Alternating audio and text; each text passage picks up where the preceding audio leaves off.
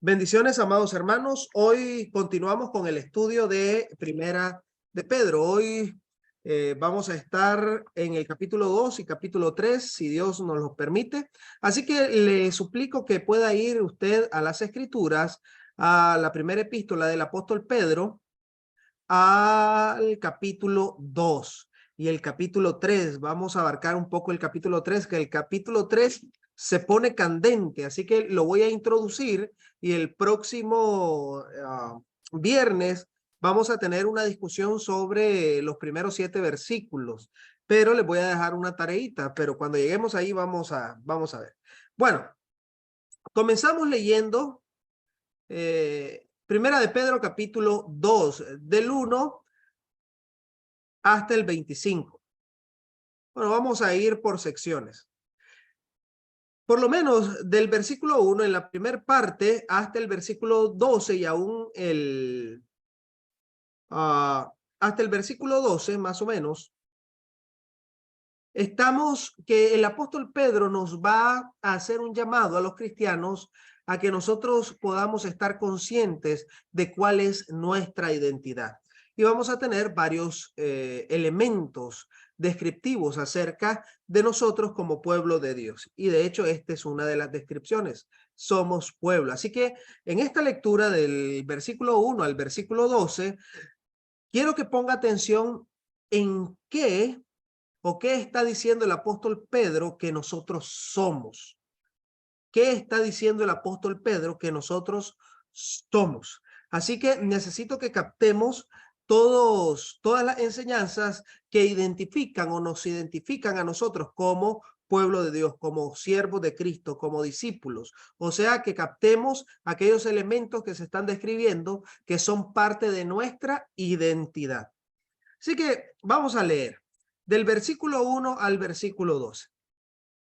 Dice así la palabra del Señor. Desechando pues toda malicia, todo engaño, hipocresía, envidias y todas las detracciones, desead como niños recién nacidos la leche espiritual no adulterada, para que por ella crezcáis para salvación. Si es que habéis gustado la benignidad del Señor, acercándoos a él, piedra viva, desechada ciertamente por los hombres, mas para Dios escogida y preciosa. Vosotros también, como piedras vivas, sed edificados como casa espiritual y sacerdocio santo, para ofrecer sacrificio espiritual aceptables a Dios por medio de Jesucristo. Por lo cual también contiene la Escritura: he aquí pongo en Sión la principal piedra del ángulo, escogida, preciosa, y el que creyere en él no será avergonzado. Para vosotros, pues, a los que creéis, él es precioso, pero para los que no creen, la piedra que los edificadores desecharon ha venido a ser la cabeza del ángulo, y piedra de tropiezo y roca que hace caer, porque tropiezan en la palabra, siendo desobedientes, a lo cual fueron también destinados. Mas vosotros sois linaje escogido, real sacerdocio, nación santa, pueblo adquirido por Dios, para que anunciéis las virtudes de aquel que os llamó de las tinieblas a su luz admirable. Vosotros que en otro tiempo no erais pueblo, pero que ahora sois pueblo de Dios, que en otro tiempo no habíais alcanzado misericordia, pero ahora habéis alcanzado misericordia. Amados, yo os ruego como a extranjeros y peregrinos que os abstengáis de los deseos carnales que batallan contra el alma, manteniendo buena vuestra manera de vivir entre los gentiles, para que en lo que murmuran de vosotros como de malhechores, glorifiquen a Dios en el día de la visitación, al considerar vuestras buenas obras. Vamos a dejarlo hasta aquí. Ok, aquí va a hablar mucho sobre nuestra identidad, pero arrancamos desde el primer versículo. El buen cristiano, y vamos a centrar estos 12 versículos entonces en la identidad del cristiano. Por lo menos podemos decir en el primer versículo, aquí hay cualidades que el buen cristiano, el seguidor de Cristo, no tiene. Cualidades que el seguidor de Cristo no tiene.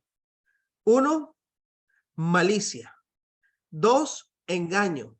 3, hipocresía. 4, envidia. No es detractor. Entonces, por lo menos tenemos 4 elementos. Estos 4 elementos son interesantes porque cuando vemos las escrituras, estos elementos se van a repetir varias veces. Tal parece que la malicia, la conducta del hombre, como diría Génesis capítulo 8, versículo 21, se inclina hacia lo malo desde su juventud. Así que ahora en la regeneración, ahora el que se ha revestido de Cristo no es aquel que anda buscando hacer el mal o caer en las tentaciones. Por el contrario, ya no. Tampoco es un engañador. No anda haciendo engaño. En la idea del escritor de Pedro, el engaño tiene que ver con usar de palabras falsas, engañosas, vacías. Entonces, tenga cuidado. He conocido cristianos que a veces utilizan el engaño para poder lograr sus cosas. La mentira está envuelta ahí en el engaño. La lisonja está envuelta en el engaño. Hay que tener cuidado porque a veces nosotros sin darnos cuenta estamos quizás procurando o haciéndole mal a alguien y no nos damos cuenta, y quizás engañamos a otra persona y no nos damos cuenta, y hasta nosotros mismos a veces somos engañados por nosotros mismos. Así que hay que tener cuidado. Dice aquí, y estos siguientes 2 elementos me llaman la atención: la hipocresía y las envidias. El término hipocresía viene de la palabra griega hupocrités. Bueno, el hupocrités era el hipócrita, pues, el hipócrita. El hipócrita no era o no inició con la connotación que nosotros tenemos. ¿Qué es un hipócrita para ustedes, hermano o hermana? ¿Qué es un hipócrita? Si le dijera a un alumno, por ejemplo, a la hermana Raquel, usted es un hipócrita. Ay, gracias, mi muchachito. Mira, te espero el próximo año. Ya está reservado tu cupo en el colegio. ¿Qué le diría a la hermana? Bueno, yo creo que me molestaría. Le marco tarjeta. No lo premiaría. No lo voy a prematricular, sí. No lo voy a matricular. Okay. La verdad que la palabra hipócrita se refiere a una persona que aparenta una máscara, o sea, una cara, perdón, le llaman como máscara, ¿verdad? Entonces, una persona que aparenta una cosa, pero realmente es otra. Entonces, nosotros sabemos, por ejemplo, alguien que viene y delante de nosotros nos muestra su mejor cara, qué lindo, qué maravilloso, nos habla con amor, pero a espaldas de nosotros habla muy mal de nosotros. Entonces nosotros decimos, es un hipócrita, es una persona de doble cara, o sea, utiliza una máscara, es decir. Definitivamente, eso entendemos nosotros por hipócrita. Esto viene de la cultura griega, quizás sea lo más fuerte que podamos encontrar, donde en los diálogos y en las escenas, y a veces hasta más adelante también los romanos en el circo romano, en los teatros, pues a veces habían actores que eran estos hipócritas, eran actores. Lo que hacían era ponerse máscaras. ¿Ok? Para representar distintos tipos de roles. Entonces, por evolución en el significado, nosotros tenemos que un hipócrita es aquel que se pone una máscara, aparenta una cosa, pero detrás es otra cosa. Jesucristo llamó hipócritas a los fariseos. ¿Por qué? Porque ellos aparentaban santidad, pero ellos eran maldad pura por dentro, sepulcros blanqueados. Y lo más interesante es que ellos no se daban cuenta de sus errores. Lea solo el capítulo 23 de Mateo y se va a dar cuenta cuántos errores cometían y que Cristo les comienza a señalar a los fariseos y escribas hipócritas. De tal manera que en ese engaño nosotros también podemos caer. El cristiano de hoy, el cristiano del primer siglo podía caer en esto, en estar haciendo lo malo sin darse cuenta, en estar usando del engaño sin darse cuenta y en estar siendo hipócrita. Hipócrita. Tenga cuidado. El cuarto elemento ahí que no es parte de nuestra identidad es la envidia.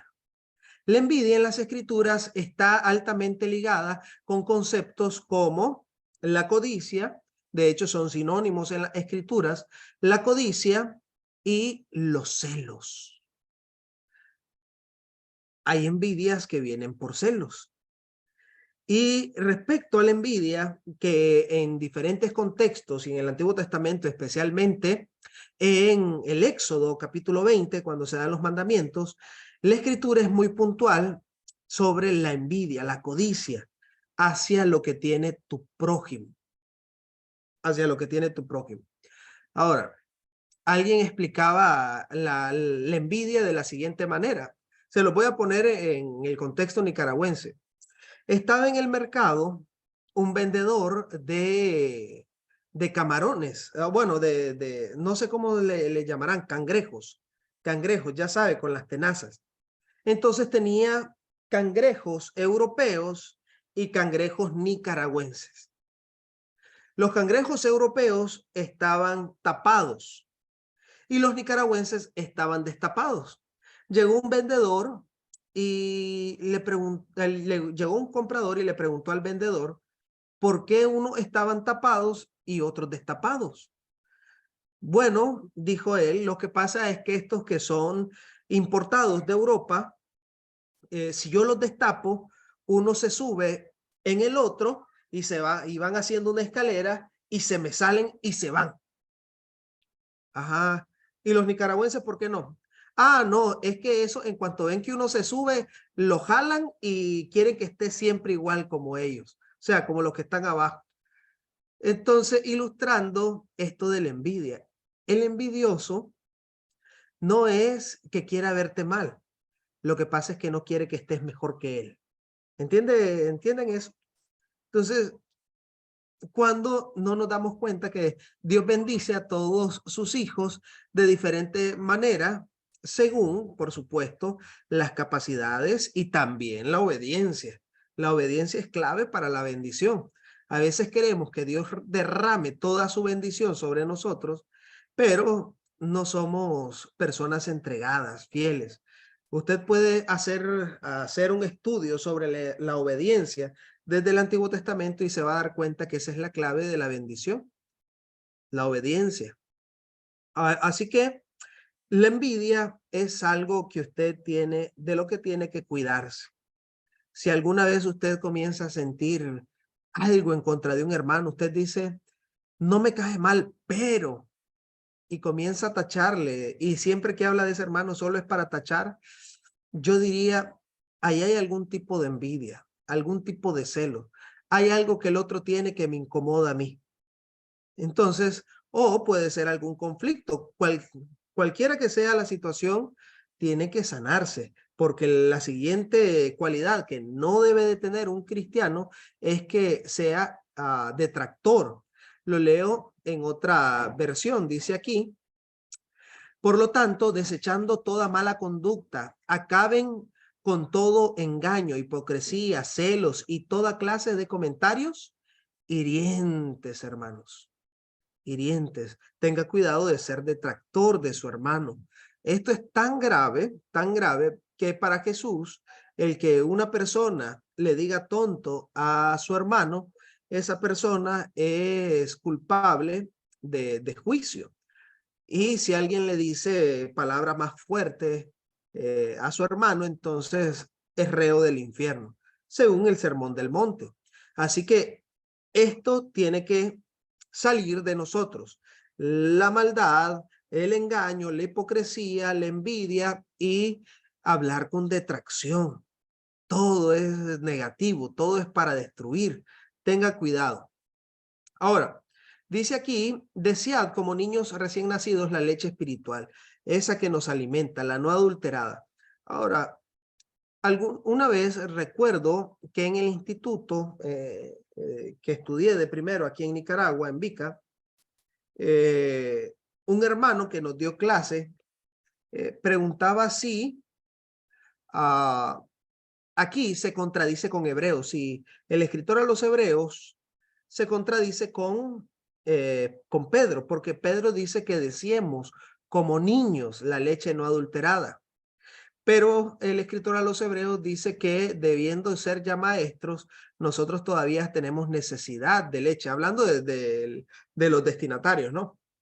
Del libro de los Hebreos, tienen necesidad de leche, que ellos ya deberían estar comiendo comida sólida. Quiere decir que se contradice. Aparentemente, si usted solo saca de su contexto estos dos textos y en uno dice que busquemos la leche y en el otro dice que no, que debe ser comida sólida, si usted los aísla de su contexto, usted va a encontrar una aparente contradicción. Entonces, recuerdo que yo explicaba en mi disertación, en esa clase, que aparentemente pareciera contradecirse. Sin embargo, la palabra no se contradice. Lo que pasa es aquí, no está diciendo que se conforme uno a los rudimentos. Lo que está diciendo Pedro es que debemos tener la actitud del niño para aprender. Así como el niño cuando tiene hambre, se desespera y hace todo lo posible por el alimento para que le hagan caso y le den alimento. Nosotros deberíamos tener esa actitud para los niños, con la palabra. Querer ser alimentados a cada momento. ¿Sabía usted que el niño recién nacido, el que bebe leche materna, ese que está ahí pegado al busto de su madre, tiene que estar bebiendo leche cada hora y media, más o menos, de hora y media a 2 horas, tiene que estar ahí pegado a cada momento? Entonces, si tuviésemos esa actitud, nosotros cumpliríamos lo que dice el Salmo capítulo 1, sino que en la ley de Jehová está su deleite y en ella medita de día y de noche, solo cuando se desea la palabra de tal manera que sea una necesidad primaria, así como el alimento. Luego va a venir a hablar el apóstol Pedro sobre Cristo como piedra principal del ángulo. Recuerde usted que la piedra principal del ángulo era una piedra grande, pesada y bien delineada. ¿Por qué se ponía en un ángulo, o sea, en una esquina de la casa? Sencillo, porque esa piedra era la que le daba forma a toda la construcción. Dependiendo de cómo se pusiera, de cómo fuera la forma, se podía ir edificando. Si la piedra era chueca, esa construcción iba a quedar chueca. Es como un muro. La primer hilada de bloques debe ir aplomada, bien firme, porque si no, entonces el muro va a ir desplomado. En el contexto de una edificación antigua, de una casa en el tiempo de Jesús, se tenía que buscar una piedra angular, pesada, grande y bien delineada, porque eso daba la guía de la construcción, la guía a los constructores. Ahora, Cristo es la piedra viva, la piedra del ángulo, la piedra desechada por los edificadores.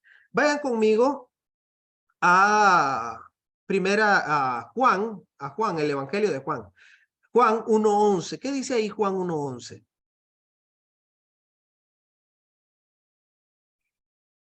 Juan 1:11.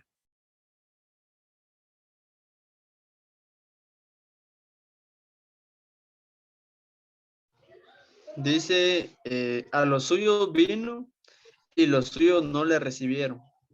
Ok, a lo suyo vino y los suyos no le recibieron. Juan viene disertando de que el verbo de Dios, el logo de Dios, fue el que creó. Era la luz del mundo. Él creó el mundo. A través de él todo ha sido creado. Y cuando vino al mundo, los suyos no le recibieron. Así que aquí dice Pedro que Jesucristo mismo, como piedra del ángulo, que es donde nosotros somos edificados, donde nosotros continuamos para arriba, él para algunos es piedra de tropiezo. es piedra de tropiezo. Como diría Pablo en Corintios, para el judío es tropezadero y para los gentiles Cristo viene a ser, o el evangelio viene a ser locura. ¿Por qué? ¿Por qué tropezadero? ¿Por qué tropezadero?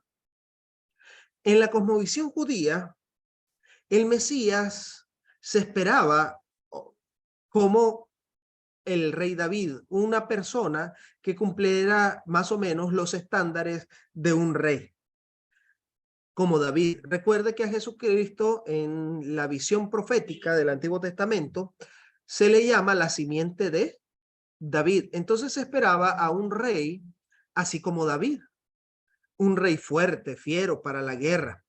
Y Jesucristo es un rey diferente, es príncipe de paz. Sí, es la simiente de David, pero no tiene la cualidad de guerra como David, porque David luchaba contra pueblos enemigos. Cristo es guerrero a la manera de David, pero no contra seres humanos, sino contra Satanás y sus huestes. Por eso, cuando se encuentra el endemoniado gadareno y los demonios hablan, le dicen los demonios, le dice Legión al Señor, no atormentes antes de tiempo. Entonces, la batalla de Jesús es distinta. La guerra de Jesús es la guerra real, no contra sangre o carne, sino contra el verdadero enemigo, Satanás y sus huestes. Entonces, agregado a eso, hay literatura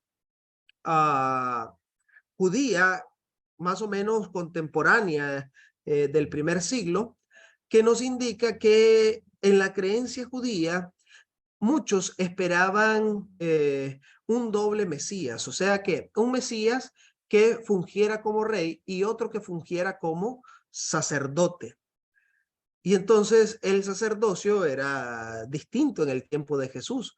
Los sacerdotes velaban más por ellos, por ellos. Eran gente, por lo menos los saduceos, eran gente más política y adinerada. Y el caso es que cuando viene Jesús, Jesús se distingue de ellos. Se distingue de ellos, no sigue los ideales de ellos. Jesús enseña con autoridad, viviendo lo que enseña, no como ellos.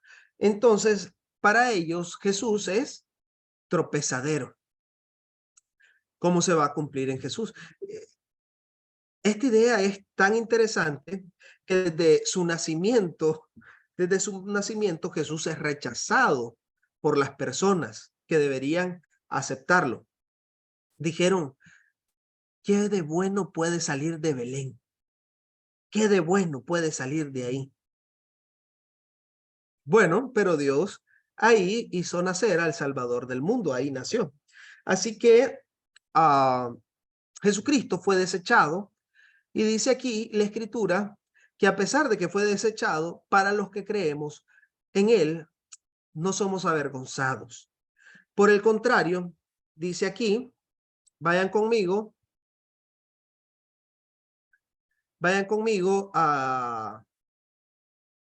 al versículo 12, versículo 11, desde el versículo 11.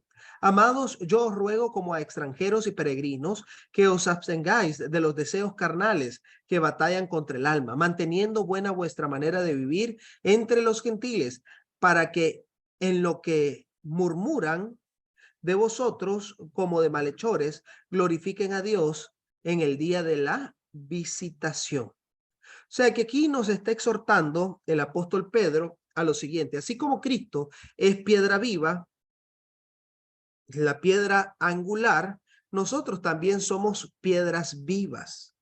O sea que nosotros continuamos, la idea es que nosotros continuamos el legado de Jesús. Nosotros somos sus discípulos. Así como Él era la luz, Él nos llamó a nosotros la luz del mundo, porque nosotros seguimos su legado. Jesucristo vino a predicar la gracia, el año agradable del Señor, según Lucas capítulo 4, versículos 18 y 19, y esa misión nos la dejó a nosotros. Por eso tenemos la gran comisión: vayan y prediquen el evangelio a toda criatura.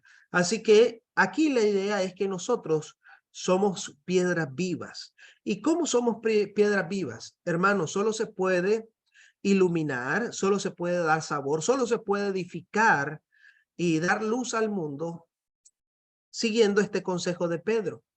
Dice, os ruego como a extranjeros y peregrinos que os abstengáis de los deseos. Y el versículo 12 dice que manteniendo buena vuestra manera de vivir entre los gentiles. O sea, viviendo correctamente como Cristo lo haría. Note bien, entonces, ¿por qué o cómo ser piedra viva? Bueno, viviendo correctamente y luchando contra los deseos, dice aquí. Dice, ruego que os abstengáis de los deseos carnales que batallan contra el alma.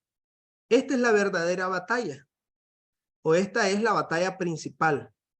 La batalla, hermanos, que libramos en las iglesias no es porque el barrio sea peligroso donde la iglesia está. No es contra el gobierno, como vamos a leer más adelante, no.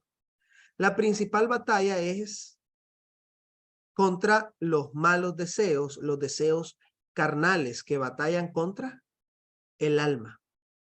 Ya Santiago nos va a decir en el capítulo 1 de Santiago que cuando alguno es tentado, no diga que es tentado de parte de Dios, porque Dios no tienta a nadie y él no puede ser tentado por el mal, sino que cada uno de vosotros es tentado de su propia concupiscencia, de sus propios malos deseos. Ahora, esta es una realidad que usted y yo debemos aceptar, que cuando estuvimos en el mundo, que nosotros venimos creciendo, viendo un mundo corrompido, entonces eso contaminó el corazón. Y cuando comenzamos a ser responsables por nuestras acciones y pecamos, nuestro corazón se fue corrompiendo.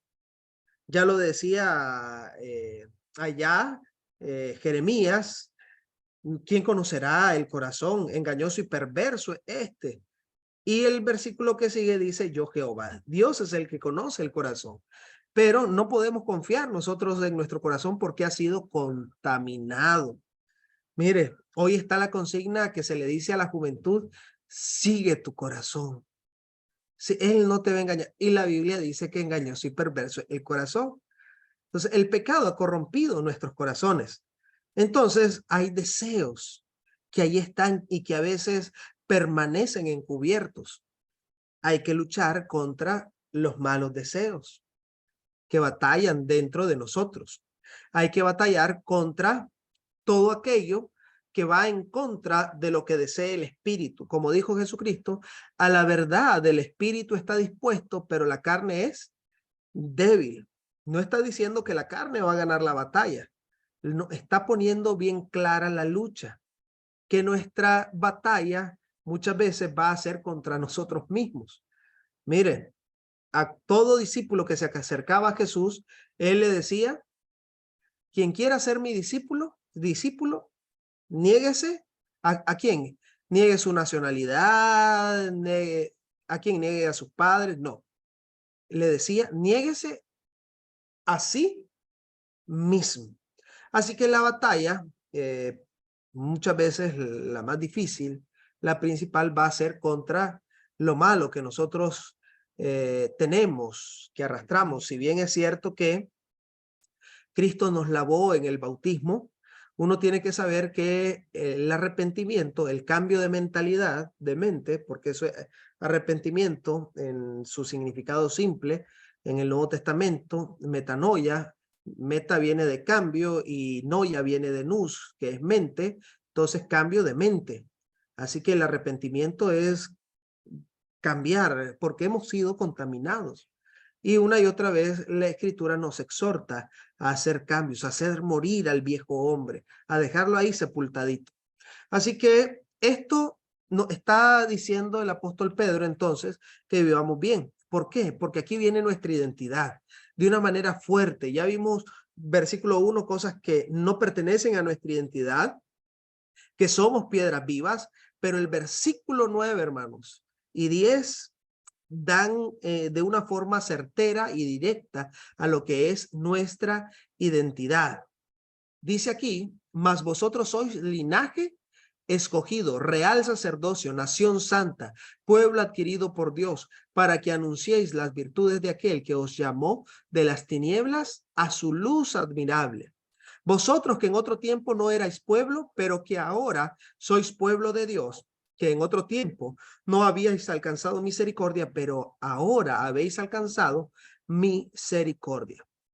Ahora, estos pasajes quizás los sabemos, pero ¿qué implicaciones tienen para nosotros como pueblo de Dios? Dice aquí, vosotros sois, dice, ¿qué? Linaje escogido. Quizás la iglesia de hoy en día, hablando de la iglesia de Cristo, no comprende o no alcanzamos a comprender la profundidad de esto, de esta elección, porque nos falta conocimiento del Antiguo Testamento. Pero los judíos, el pueblo de Israel, tenía bien clarito esto. Ellos se sentían un pueblo especial. El error de ellos fue que se sintieron tan especial que fueron herméticos, cuando el propósito de Dios era bendecir a todas las naciones. Como le dijo a Abraham, en ti serán benditas todas las naciones. Y ellos, al sentirse tan especiales, lo que hicieron fue ser herméticos.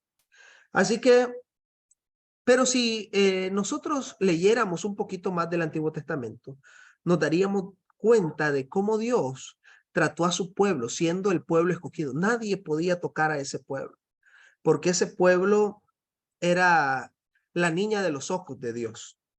Era un pueblo escogido y ellos se sentían así.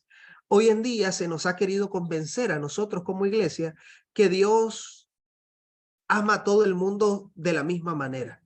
Si Dios amara a todo el mundo de la misma manera, entonces no tendría caso distinguirnos en obediencia al evangelio como hijos de Dios. Porque si no ama sin obedecer a Jesucristo de la misma manera que ama a sus hijos, entonces no habría diferencia. Pero muchos han malinterpretado lo que dice Juan 3:16, porque de tal manera amó Dios al mundo, con el amor que Dios tiene hacia sus hijos, a los que han entrado en pacto. ¿Cuál era la diferencia entre los demás pueblos y el pueblo de Israel? Que Dios había hecho un pacto con ellos.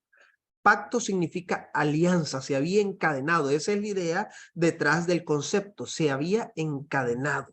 Así que cuando nosotros obedecemos el evangelio, Dios se encadenó a nosotros.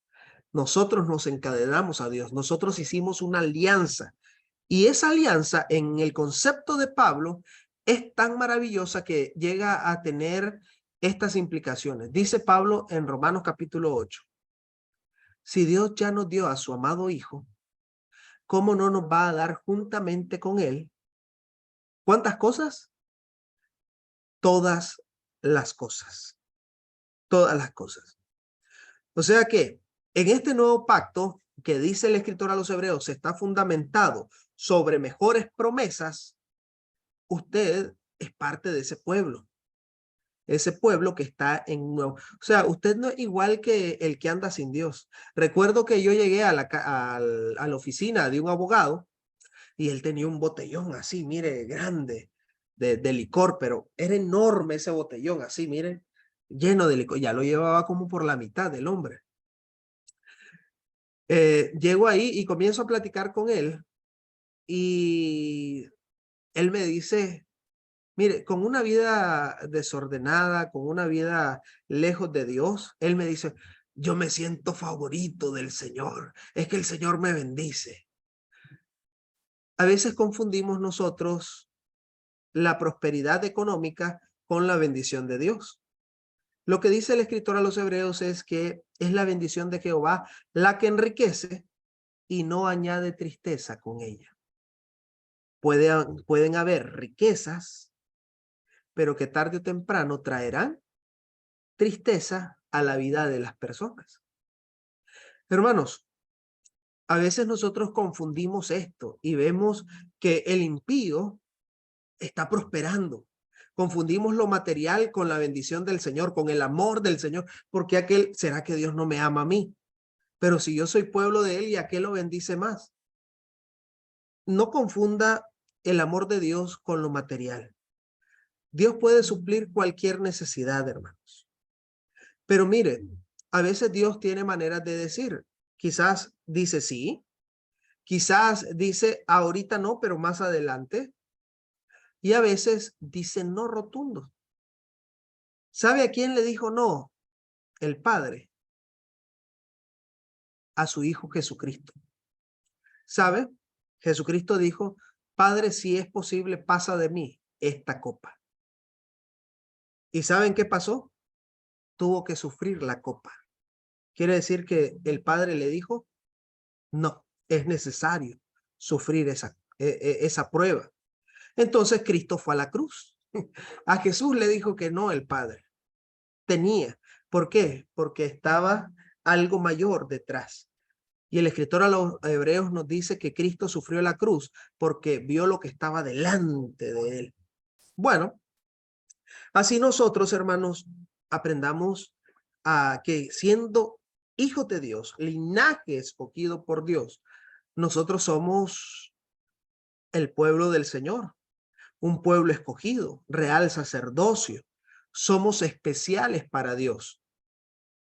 Y entonces, al ser especiales, sepa que Dios no nos va a dejar solos. Les voy a decir algo. Aquí en confianza. Mire, el hermano Lamberto, le conté de un problemita que tenía con mi carro y ya llevo casi un mes que tengo problemas con el carro. Entonces la pieza, la bomba de combustible, no la encuentro aquí. Me aboqueaba a varios hermanos ahí buscando y entonces en Estados Unidos no está porque mi carro, esa línea no entró a Estados Unidos. Aquí no está, no lo tiene ni la agencia. Y si lo tuviera la agencia tendría que gastar más de $1000 que no tengo. Y mire, estaba pensando en esto y bueno, un hermano me ayudó y lo trajimos de otro país. Entonces, pero tenía que hacer una triangulación a Estados Unidos y luego para acá. Entonces, del país donde está a Estados Unidos y luego para Nicaragua. Entonces, hermanos, ayer yo le decía a mi esposa que estaba pensando, ¿y ese carro qué pasó? ¿Será que lo tenemos que vender? Ya nos costó repararlo. Y me puse a pensar, bueno, con mis dos primeros carros fue peor. Entonces no me voy a afligir con este, porque lo que le está pasando a este, si bien es cierto, en un mes, con los otros pasé meses luchando. Uno. Y dos, digo, pero ¿por qué me preocupo? Si Dios siempre ha sido fiel y siempre me ha provisto cuando Él sabe que tengo necesidad. Entonces ahorita yo tengo necesidad de que ese carro esté bueno.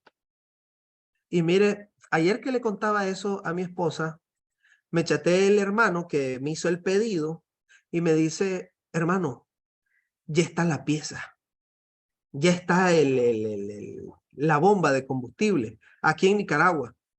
Y esa bomba tenía que venir el 6 de abril, hoy estamos 31, 6 días antes. Entonces, digo yo, el Señor es maravilloso. El Señor sabe de qué tenemos necesidad. Y sabe, yo me siento privilegiado porque yo soy parte del pueblo de Dios. Dios a nosotros como pueblo nos ve con otros ojos. No somos iguales al mundo. No se equivoque. No se equivoque.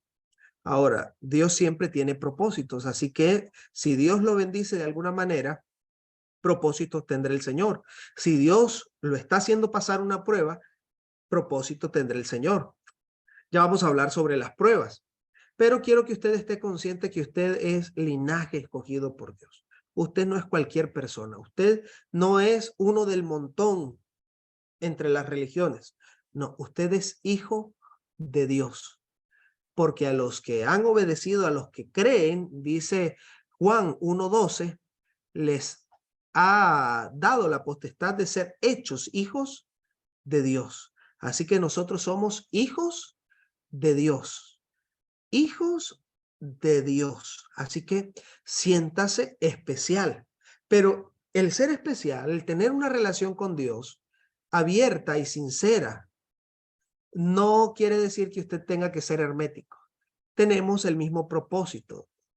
Dice aquí, en el siguiente versículo, o en la siguiente parte del versículo, ¿para qué somos pueblo? ¿Para qué somos real sacerdocio, nación santa, pueblo adquirido por Dios? Para que anunciéis las virtudes de aquel que os llamó de las tinieblas a la luz. Virtud significa excelencia, las bondades, lo excelente, lo excelso, lo maravilloso que es Dios. Así que nosotros somos llamados, escogidos, fuimos comprados, adquiridos a precio de sangre para anunciar lo bueno que es Dios.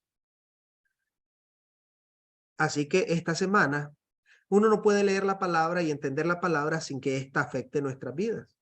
Hermanos, primer tarea que no la van a tener que entregar, pero quiero que esta semana usted abra los ojos a las bendiciones de Dios, a lo bueno que Él ha sido con usted, que es con usted y le aseguro que será con usted. Abra los ojos.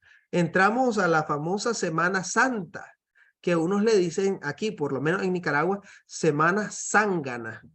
Bueno, hermanos, considere esta semana como una semana para reflexionar acerca de su cristianismo, que usted pueda sentirse especial para Dios. Mire, una hermana estaba teniendo problemas con su esposo. El esposo no le estaba tratando bien, tal parece. Entonces ella de repente me cuenta que ella dijo dentro de sí, yo no tengo que estar pasando por esto. Yo soy hija de Dios, hija de Dios. Una hija de Dios tiene que darse su lugar. Entonces la hermana agarró valor y habló con el esposo y le expuso las cosas, pues firmes, ¿no? Porque a veces los esposos, mire, tratan con cortesía y con afabilidad a las personas de afuera, y a las que deberían estar tratando con amor, a esas las tratan como enemigos. Hablo de las esposas. Así que la hermana como que llegó a esa conciencia, no, si yo soy hija de Dios. Mire, cuando usted esté pasando un problema, recuerde, usted es hijo de Dios, tiene a Dios de su parte. Así que vaya al Señor y ore por esto, por lo que esté pasando. Bueno, luego tenemos del versículo 13 al 25, la sumisión a la autoridad. Aquí el apóstol Pedro va a hablar sobre las relaciones. En primer lugar, el versículo 13 dice que nos debemos de someter a toda autoridad, ya sea al rey como a superior, a los gobernantes como aquellos que son enviados para establecer justicia, ya sea castigar a los malhechores o hacer bien a los que se conducen justamente. Porque esta es la voluntad de Dios, que haciendo el bien, hagáis callar la ignorancia de los insensatos. Ahora, ponga en contexto esto. ¿Por qué podemos saber las fechas de los libros? Porque nos ubican en contexto histórico y, por ejemplo, si esta carta fue escrita después o en el 64 o despuésito, estamos en un tiempo difícil. Estamos en un tiempo donde se comienza a perseguir a los cristianos. Entonces, eso nos da, podríamos decir, a los cristianos, la carta o la licencia para poder retribuir al imperio como ellos se lo merecen. O sea que si nos están matando, vamos a matarlos. Así como los celotes mataban a los soldados romanos, se cuentan que los celotes andaban su daguita por aquí y si pasaban por donde estaba un soldado, aprovechaban y tenga para que lleve. Entonces, y mataban a los soldados. Entonces, ¿será esa la instrucción que nosotros, si recibimos mal, debemos pagar con mal? No. El que el imperio no obedezca a Dios no significa que yo no tenga que obedecer las leyes. ¿Ok? Entonces, eso es importante. Los cristianos son seguidores obedientes de las leyes. Ahora, solo hay una salvedad. Solo hay una salvedad. Entonces la salvedad la tenemos en el libro de Hechos. En el libro de Hechos. Por ejemplo, podemos ir a Hechos 5:29. Hechos 5:29, quien lo tenga lo lee. Dice así, hermano, respondiendo Pedro y los apóstoles dijeron, es necesario obedecer a Dios antes que a los hombres. Ok, solo hay esta salvedad. Cuando los hombres, los gobernantes, estén en desacuerdo con la palabra de Dios. Entonces, en ese sentido, es preferible obedecer la voluntad de Dios. Y este quizás es un punto de conflicto muchas veces. Imagínense que en Estados Unidos, en Bolivia, en Guatemala y en Nicaragua nos prohibieran el culto abierto, la adoración abierta al Señor. O sea que adorar a Dios abierta y públicamente sea condenado por el Estado. ¿Qué haríamos nosotros? Hermano, creo que hay que ser sensatos y mejor nos quedamos en nuestras casas. ¿Qué hacemos? ¿Qué hacemos? Bueno, tendríamos que evaluar. Algunos podrían decir, nos conectamos en línea. Sí, podría ser una solución. Sin embargo, el conectarse en línea nunca va a reemplazar la coinonía personal que se tiene en la iglesia, hermanos. Y eso lo aprendimos ahorita en el 2020, que tuvimos la pandemia. Entonces, y de hecho, el conectarnos así, aquí está excelente para estudiar y cada uno tiene su iglesia donde se congrega, está excelente. Pero pasar la coinonía de la iglesia, la coinonía total a cultos en línea por mucho tiempo puede ser contraproducente. Vimos en pandemia que los corazones se enfriaron, hermanos. Vimos cómo gente pudieron reflejar su verdadero corazón hacia Dios y la obediencia a Él. Miren, cuando nos conectábamos en línea, por ejemplo, está en tu casa. ¿Qué excusa vamos a poner si nos conectamos tarde y estamos en la casa, hermanos? ¿Qué excusa? Ay, hermano, miren, es que me agarró el tráfico. Ay, hermano, es que ¿qué excusa si está en tu casa? Si algunos hermanos ni se bañaban para conectarse, hermanos. ¿Sí o no? Ahí está. Ustedes me dirán si estoy mintiendo. Y mire, y algunos ponían la cámara apagada y mire, y andaban haciendo otras cosas. Entonces, mire, eso no lo hacen cuando se están congregando. No pueden apagar la cámara, cerrarle los ojos a los hermanos y ponerse, no. Entonces, mire, vimos cómo se fue apagando el fervor de muchos, o por lo menos reflejaron que era lo más importante en sus corazones.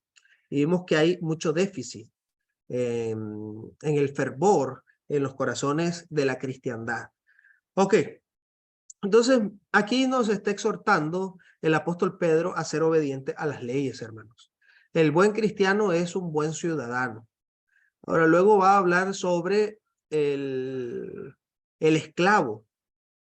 Dice aquí que debemos nosotros, o los esclavos, ser obedientes a sus amos.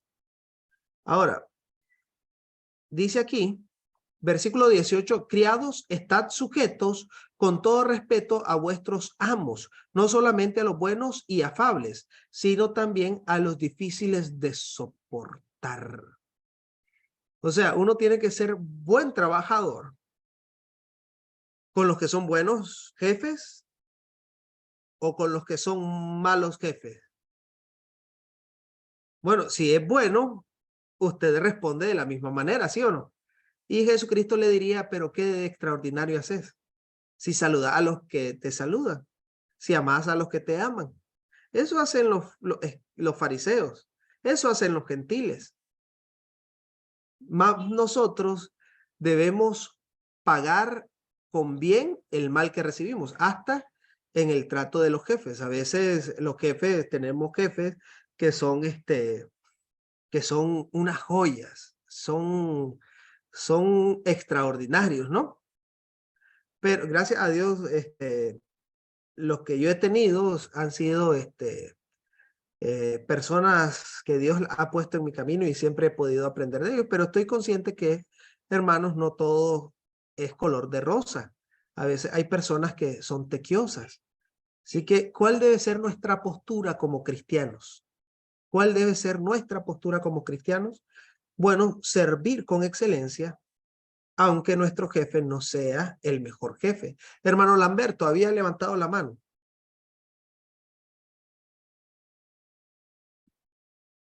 Sí, hermano, yo siempre he dicho una cosa, al jefe bueno se le sirve, al jefe cristiano se le sirve mejor, pero al jefe que es malo, ese se le sirve con excelencia, Ahora, porque ese tiene el ojo en nosotros, entonces ese se le sirve con excelencia. ¿Por qué?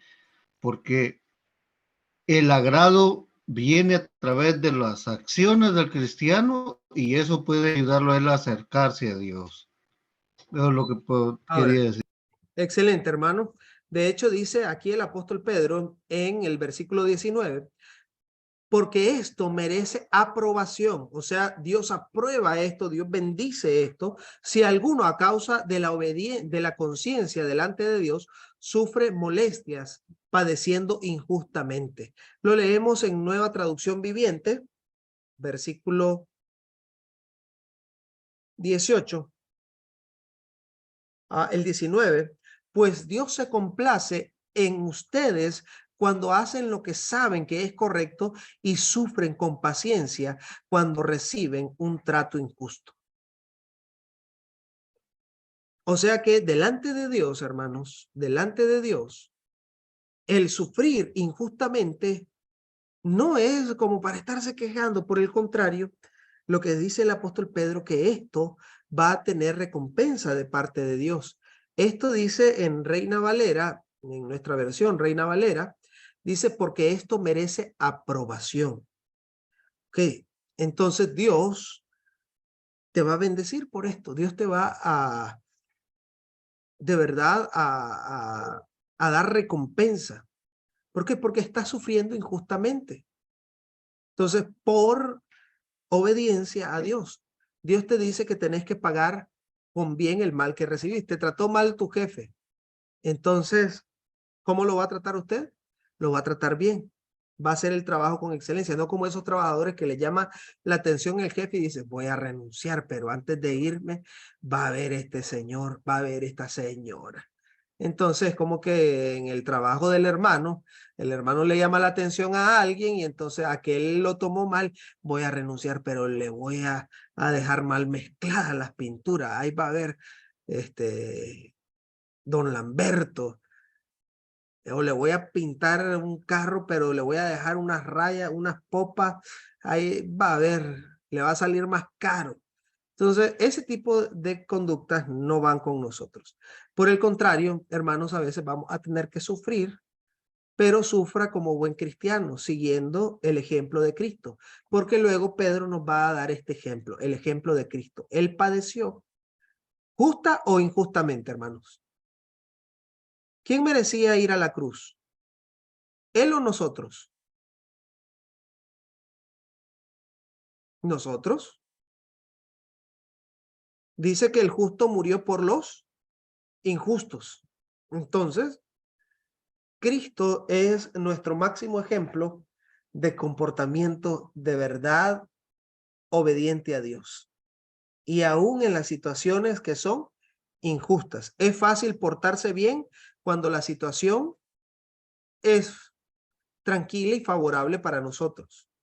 Pero es difícil portarse a la altura de un cristianismo correcto, de un cristianismo a la altura de Cristo, hermanos, cuando las situaciones nosotros las consideramos injustas. pero es ahí donde de verdad se nota cuánto estamos dejando que el Espíritu Santo trabaje en nosotros, porque es ahí donde se refleja el verdadero carácter cristiano en las situaciones difíciles. Ahora, quiero ir terminando este capítulo porque quiero introducirme al 3. Dice aquí que hablando de Cristo, quien llevó él mismo nuestros pecados en su cuerpo sobre el madero, para que nosotros, estando muertos a los pecados, vivamos a la justicia, y por cuya herida fuisteis sanados. Estos versículos, por lo menos este versículo y versículos anteriores, Pedro está haciendo una relectura, o sea que está aplicando lo que dice Isaías 53, se lo está diciendo a sus destinatarios. Dice, pues para esto fuiste llamados, porque también Cristo padeció por nosotros, dejándonos ejemplo para que sigáis sus pisadas, el cual no hizo pecado ni se halló engaño en su boca. Está citando Isaías, quien cuando le maldecían no respondía con maldición. Fue llevado como oveja, fue llevado al matadero, dice Isaías, y mire, enmudeció y no abrió su boca. Cuando padecía no amenazaba, sino encomendaba la causa al que juzga justamente. Este excelente consejo, esta escritura es poderosa. Cuando usted se encuentre en una injusticia, usted debe encomendar su causa al que juzga justamente, o sea, a Dios. Hay un hermano que quizás él no se está dando cuenta, pero le está haciendo daño. He visto cómo entre siervos, hermanos, se atacan. No es correcto. Entonces, pero a veces el propio deseo o malos deseos, la concupiscencia que viven en los corazones y que a veces lo hemos tomado como algo superficial, algo que no me hace daño. Ahorita estoy leyendo un libro que se llama Mundanalidad. Entonces, ese libro explica algo interesante, que hay cristianos que caen en el error de creer que ellos no, el mundo no les hace nada, por varias razones. Por ejemplo, por la edad. No, es que yo ya soy viejo. ¿Qué me va a hacer a mí? Yo ya me lo sé todo. Hay una hermana en la iglesia que piensa que lo sabe todo de cabo a rabo, hermano, en la vida. Mire, y la verdad es que ese tipo de pensamiento te lleva a caer. O por ejemplo, hay hermanos que dicen, no, si yo ya tengo 40 años en el cristianismo. Y la verdad es que podrá usted tener 100 años en el cristianismo y siempre Satanás va a buscar cómo tentarlo. Pero cuando usted se descuida, cuando cree ser demasiado fuerte, ahí es cuando es débil y cae. Otros dicen, no, es que yo soy ministro de alabanzas, no, es que yo soy ministro de la escuela dominical, no, es que yo soy el predicador, a mí no me hace nada el mundo. Y ahí, cuando tenemos estos pensamientos, que Satanás ataca y el mundo entra, y el mundo entra. Aquí, usted se tiene que dar cuenta que Jesucristo llevó todos nuestros pecados y nosotros debemos procurar que esto se mantenga así, que su vida se mantenga limpia, agradable delante de Dios y mi vida también. Aquí el apóstol Pedro está citando entonces el Antiguo Testamento, cosa que van a hacer muchos los escritores del Nuevo Testamento para que sus oyentes puedan ver la autoridad de Cristo que está profetizada desde el Antiguo Testamento. Y termina diciendo, porque vosotros erais como ovejas descarriadas, pero ahora habéis vuelto al pastor y obispo de vuestras almas. Hermanos, Jesús es nuestro pastor, es nuestro guía. Si puedo terminar este capítulo, les digo que Jesús quizás sea el personaje más incomprendido en el Nuevo Testamento. ¿Por qué? Porque sus discípulos en su momento no lo comprendían. Le dicen, maestro, hay que buscar qué comer. Y él les dice, yo tengo una comida que vosotros no sabéis. Y ellos se decían entre ellos, ¿será que alguien le vino a dar de comer?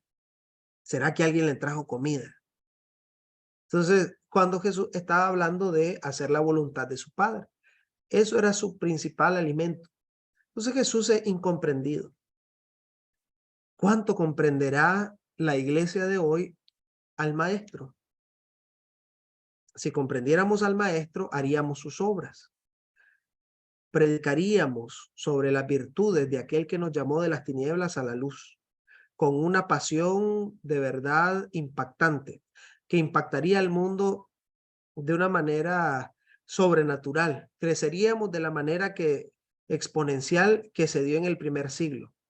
Pero tal parece nos falta conocer más al maestro. Me emocioné porque fui a traer una encomienda a Misión para Cristo, aquí una misión en un departamento de Nicaragua, fui a traer y me obsequiaron una cajita. En esa cajita, hermanos, yo pensaba que era literatura normal, de las que dan para campaña. Entonces, me sentí agradecido, pero yo pensaba que era literatura, pues, para campaña, excelente. Pero cuando vengo a la casa y lo abro, me doy cuenta que son libros acerca de la vida de Jesús. Me sentí tan emocionado, me sentí tan contento. Qué tremendo, o sea, me encanta. Aquí tengo varios libros que hablan sobre la vida de Jesús. La vida de Jesucristo. Hermanos, no hay nada. Por ejemplo, más que un carpintero.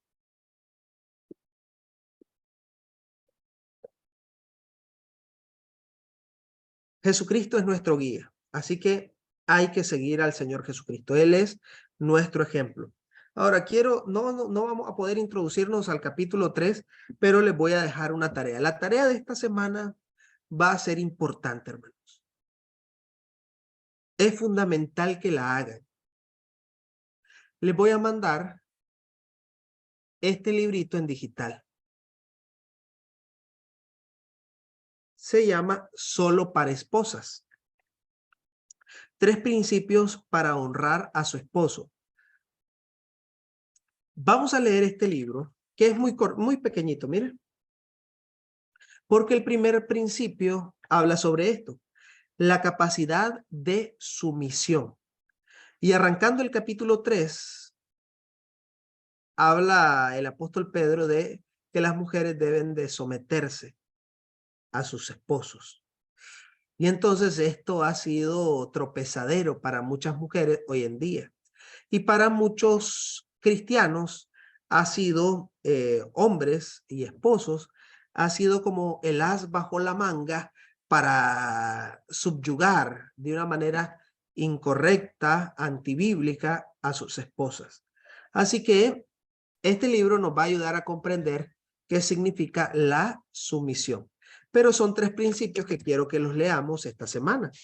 Los leamos esta semana.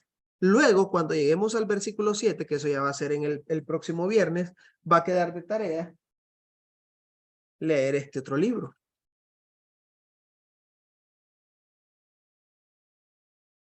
Solo para esposos, porque no quiero que diga la hermana Raquel, solo a nosotros, hermana, nos está tirando, nos está dando ahí con los libros. No, mire, estos 2 libros, aunque digan, uno los quiera catalogar en el ambiente matrimonial, le va a servir a usted en su vida personal. Soy sincero, lo conseguí mucho tiempo después. El primero que conseguí fue este. Y el que lo leyó de primero fui yo, no fue mi esposa. Y me abrió la mente sobre la sumisión. Así que, hermanos, se los recomiendo mucho. Se los voy a mandar en un momento de manera digital, ¿ok? Eso es lo único que van a hacer esta semana. Leer. Pero lea no como para hacer una tarea. Lea para edificarse, para disfrutar usted, ¿ok? Bueno, hermanos, contento de estar con ustedes un viernes más. Si Dios quiere, el próximo viernes vamos a terminar Primera de Pedro para entrar a Segunda de Pedro.